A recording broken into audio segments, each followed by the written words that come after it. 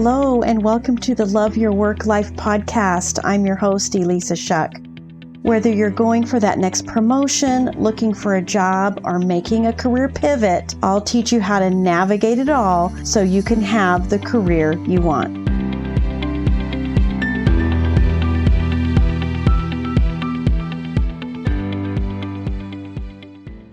This is Love Your Work Life, episode 77. I'm so excited. As of this week, my new interview course is launching, and I want you to be the first to experience all of the steps, techniques, tactics, sample answers, all the goodies that I have for you in that course. I want you to be the first to experience it. So if you are interested in learning more and getting access to some bonuses, then I definitely want you to be on my mailing list. That's where I'm going to be sharing all of the details. And to join my mailing list, all you need to do is go to elissashuck-careercoach.com/email-list-opt-in. I'll also put the link in the show notes. I can't wait to have you inside the interview course.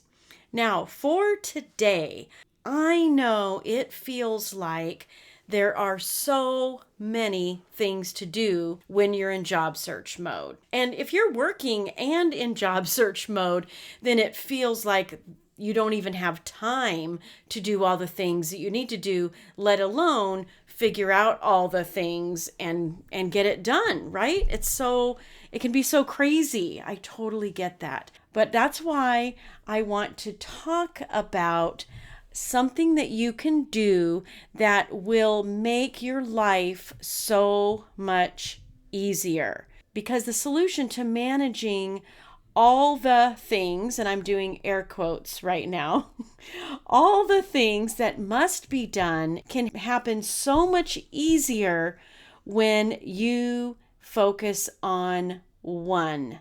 There's all the steps, right? There's doing your resume. There's tailoring your resume specific to the job. There's looking for recruiters. There's applying for jobs. All of the things that happen preparing for interviews. But the reality is that in the current moment, there is only one thing you need to do. So how do you figure out what that one thing is? And how do you make sure that you're doing the one thing instead of going where our brains want to go, which is to, number 5, like applying for the job now, but your brain wants to go, what am I going to say in the interview? You don't need to worry about that today. You do not need to worry about that today. If you get trapped in thinking about what you're going to say in the interview, or what salary you want, or what if it requires me to go into the office every day, all that's going to do is keep you stuck, keep you from taking the action on the one thing that you need to do today, in this moment. And that one thing might just be clicking apply. Let the other stuff happen when it happens. There's no reason to overanalyze and worry and even plan for things that aren't happening yet. When you do, it's a sure way to get stuck, to get into a habit of overanalyzing, and to keep yourself almost like this hamster on the treadmill, right? Like you're not really making any progress. You're just spinning in place. So what I want you to do is think about your job search in steps. Break it down. It's not the big giant thing of landing a job. It is the process of this, then this, then this, which ultimately gets you a great new job. Let's look at what some of those things are. Let's talk about that process. Well, number 1, you need to have some clarity about your career history, about the strengths and characteristics and traits, all of the goodies, all of the awesomeness that you bring to a role. Now, you may have thought writing your resume is step one, but it's not, because if you can't write about yourself on your resume, if you don't know all of the great things about yourself that you want to share, then your resume is going to be bland. It's not going to have the narrative that you want it to have. It's not going to be compelling. That's why kind of getting a handle on your own career story is step one. Break down step one a little bit more. And that is, maybe you need to dig up some old job performance reviews that say some really awesome and super specific things about you. Do some soul searching on accomplishments. Think about the things you've done. Anytime there are metrics involved, improvement percentages, cost savings, reduced number of tickets, people, the number of people that you've trained, the number of people that you've onboarded, people who you have helped succeed in other ways. These are all things to pay attention to. These are all things to capture, write down, and have available when you go to write your resume. All right? And that might be broken into even more steps. Maybe you take it one job at a time. Start with your favorite job. Start with the one that really resonated with you, the one that you felt like was really tapping into something. Start there. I guarantee you that when you start with the one thing, you find that one thing and you dive into that and getting that done, you will naturally think of other things that are associated with it, other steps that you can then jot down and know, okay, I'm definitely going to mention that on my resume. Or what about that boss I worked for and that great project that we accomplished together as a team? When you start with one, just the one thing, and you don't get trapped into thinking of what happens when they invite you to an interview when all you're doing is figuring out your career story, then your brain can be focused. And it's really cool because I was reminded of this recently, and that is when we're young and there's something we want to do, notice how almost effortlessly it happens. And I don't mean like it happened by magic. What I mean is we naturally processed, I need to get this, I need to do that, I need to reach out to that person, I need to build this and paint that. There are projects in our world, in our life, that the steps just seem to come natural. And we're moving through it effortlessly. That's what I want for you in your job search, for it to feel a little bit effortless. And the way it can feel effortless is because you're only thinking about the one thing that you must do today, in the moment, in the next 15 minutes even. So first you're going to get your career story. Once you have that done, then you're going to construct a resume. And in combination with the actual things you've done and the experiences that you have, weave in more of your strengths, your transferable skills. Make sure that's part of the story too. That's why in my one-on-one private coaching, as well as in Job Search Field Guide, I have you participate in a strengths survey. This is an awesome tool that you can use to build your resume. I use it when I write resumes, but it's also a really awesome tool to help you start to understand at a deeper level who you are and what you bring to the table, what makes you tick, the skills, strengths, characteristics that have always underpinned your success and are a predictor of your success going forward. Make sure you build some of those transferable skills and strengths into your resume. All right, next, research roles, research companies. That's all you need to do. Sometimes you're just hopping on LinkedIn and saving jobs. If that is easier for you to do so that you can go back later and schedule time to take a deeper dive into those job posts, great. Because if you think you're going to look at a job and then you're going to review all the bullet points and then you're going to decide whether or not you're qualified for it, feels like too much and gets you stuck, then don't do all of those things.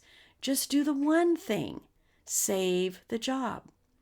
And I suggest you save anything that looks interesting and that you're curious about.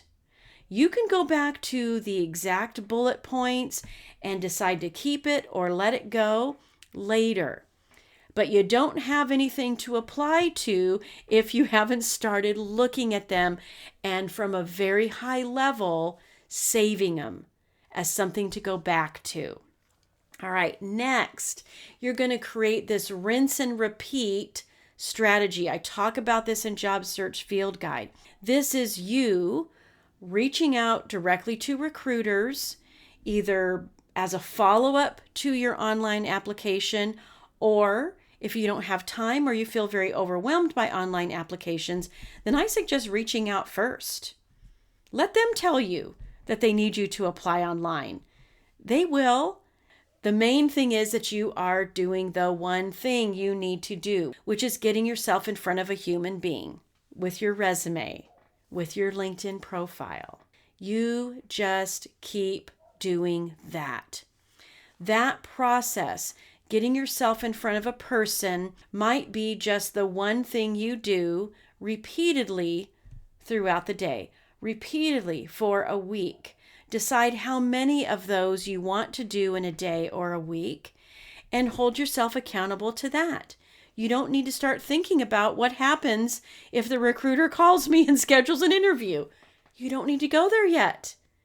When they call you and schedule you for an interview, that's the right time to start planning for that interview, to start taking the deeper dive into the alignment of your accomplishments, your skills and strengths to the bullet points in the job.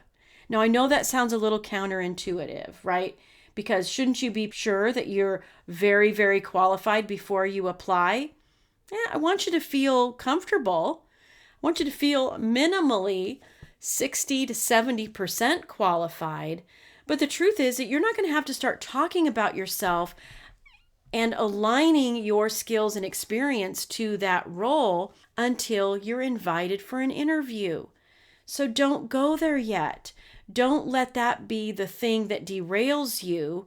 Wait till you're invited. You're always going to have time. It's not going to be a situation where they want to speak to you immediately. Most of the time it's going to be put on the calendar. And even if they did want to speak to you immediately, you could say, you know what, I would really like to be prepared for this. Would it be possible to schedule this call for later in the day or tomorrow? You get to own that just a bit. You're not at their mercy, right? We talked about flipping the script in last week's podcast episode. So you take charge of what works for you so that you can be prepared. Then when it comes time for interview preparation or company research, then that is the one thing to do. Do you see where I'm going with all of this? Instead of looking at your job search as this big, giant project, I want you to think of it as one thing at a time.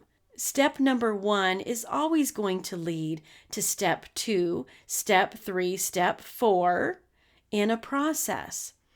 But you don't have to worry about step 2 until it happens. You don't have to worry about step 17 or interview number 8 until it happens. Manage your mind around this, my friends.